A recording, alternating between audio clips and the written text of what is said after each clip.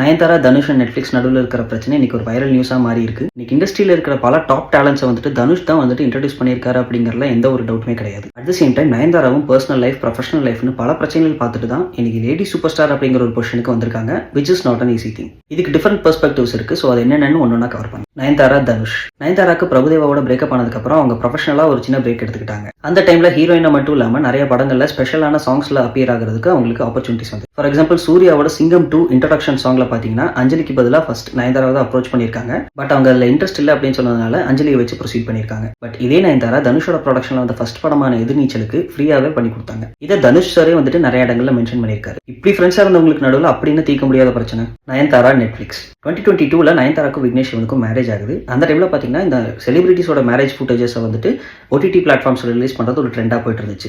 For example பாத்தீங்கன்னா ஹன்சிகா மோத்வானி அவங்களோட marriage வந்துட்டு ரொம்ப ட்ரெண்டிங்காக போயிட்டு இருந்துச்சு டிஸ்னி ஹாட்ஸ்டார்ல. அதே மாதிரி நயன்தாரா விக்னேஷ் சிவனோட மேரேஜ் ஃபுட்டேஜுக்கான ரைட்ஸை வந்துட்டு நெட்ஃபிளிக்ஸ் வாங்கிட்டாங்க. இனிஷியலி பாத்தீங்கன்னா இந்த மேரேஜை மட்டும் கவர் பண்ற ஒரு ப்ராஜெக்டா தான் இது இருந்தது. பட் நாளடைவில் பாத்தீங்கன்னா இது வந்துட்டு அவங்களோட லைஃப் ஸ்டோரி ஃபுல்லா சொல்ற ஒரு டாக்குமெண்ட்ரியா மாறிடுச்சு. நயன்தாரா, தனுஷ், விக்னேஷ் சிவன். 400 படத்துல தான் வந்துட்டு நயன்தாராக்கும் விக்னேஷ் சிவனுக்கு ஒரு அறிமுகமே ஆகுது. தனுஷ் இந்த படத்தோட ப்ரொடியூசரா இருக்கிற பட்சத்தில் அந்த டைம்ல ஒரு ரூமர் போயிட்டு இருந்துச்சு. என்னன்னு பாத்தீங்கன்னா நயன்தாராவும் டைரக்டர் விக்னேஷ் சிவனும் லவ் பண்றாங்க. இதனால படத்தோட ஷூட்டிங் வந்துட்டு பிளான் பண்ண டேஸை விட எக்ஸ்டெண்ட் ஆகுது.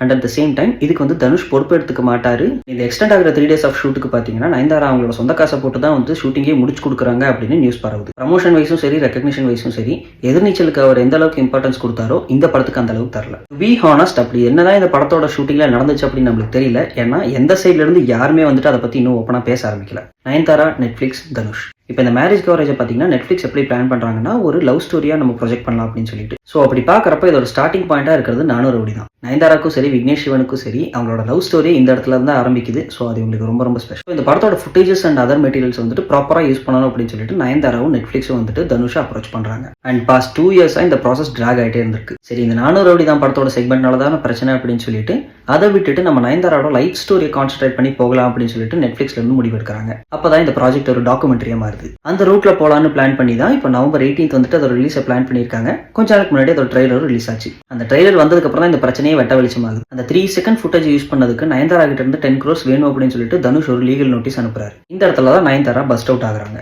நயன்தாராவோட ஸ்டேட்மெண்ட்ல இருந்து என்ன ஃபீல் ஆகுதுன்னா அவங்களும் விக்கியும் ஒன்னா இருக்கிறது தனுஷ்க்கு பிடிக்கலையோ அப்படிங்கிறது தான். ஒரு மேரேஜ் வீடியோ ரிலீஸ் பண்றதுக்கு இவங்க ஏன்டா எத்தனை நாள் லேட் பண்ணிட்டு இருக்காங்க அப்படிங்கிறது இப்பதான் நம்மளுக்கும் புரியுது. இல்ல சர்ப்ரைசிங்கான விஷயம் என்னன்னு பாத்தீங்கன்னா ஸ்ருதி ஹாசன், மஞ்சிமா மோகன், நஸ்ரியா, பார்வதி, ஐஸ்வர்யா லட்சுமின்னு தனுஷ் கூட ஆக்ட் பண்ண பல நடிகைகளே வந்துட்டு நயன்தாராக்கு இந்த விஷயத்துல சப்போர்ட் பண்ணிருக்காங்க அப்படிங்கிறது தான் த கன்க்ளூஷன்.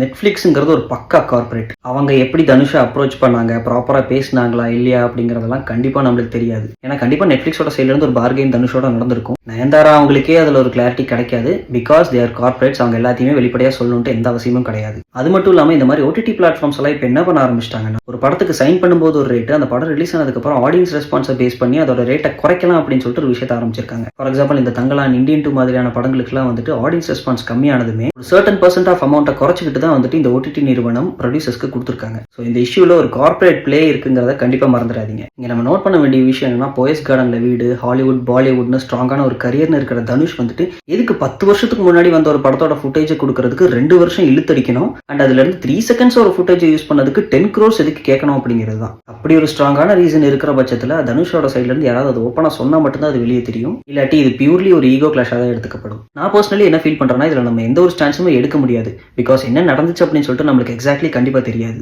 இந்த இடத்துல இவங்க பண்றது கரெக்ட், இவங்க பண்றது தப்புன்னு நம்ம கண்டிப்பா சொல்லவே முடியாது. ஏன்னா தப்பு பண்றது மனுஷ இயல்பு. அதை நம்ம முதல்ல அண்டர்ஸ்டாண்ட் பண்ணிக்கணும். ஒரு பழைய ஃப்ரெண்ட் அவங்களோட லைஃப்ல ஒரு முக்கியமான மெமரி யூஸ் பண்ணிக்கிறதுக்கு நம்ம கிட்ட பர்மிஷன் கேட்கறாங்களே அப்படின்னு சொல்லிட்டு தனுஷ் விட்டு கொடுக்கலாம் அப்படிங்கிறது தான் எனக்கு தோன்ற விஷயம். அதே மாதிரி நீங்க என்ன ஃபீல் பண்றீங்கன்னு கமெண்ட்ஸ்ல சொல்லுங்க. பாய்.